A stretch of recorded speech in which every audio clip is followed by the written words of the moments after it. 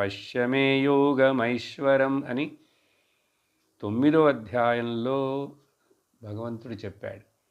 అప్పుడు ఆయన చెప్పింది కూడా నేను తప్ప ఈ జగత్తంతా నా చేతనే ఆవరించబడి కప్పివేయబడి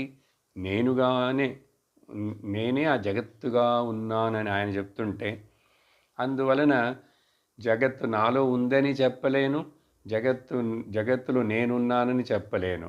నిజంగా చెప్పాలంటే అసలు జగత్తు లేదు. ఉంటే కదా నాలో ఉందే నాకు బయట ఉన్నదా అని చెప్పడానికి. ఇప్పుడు కళ అండి, నా లోపల ఉన్నదా నా బయట ఉన్నదా? నా కళ కల్పించబడింది మాత్రమే కానీ ఇంకా దానికి లోపలేంటి బయట ఏంటి? అది నిజం కాదుగా. నిజం లేని దాన్ని నువ్వు బయట లోపలని ఎట్లా ఇవన్నీ మాట్లాడతావు? కాబట్టి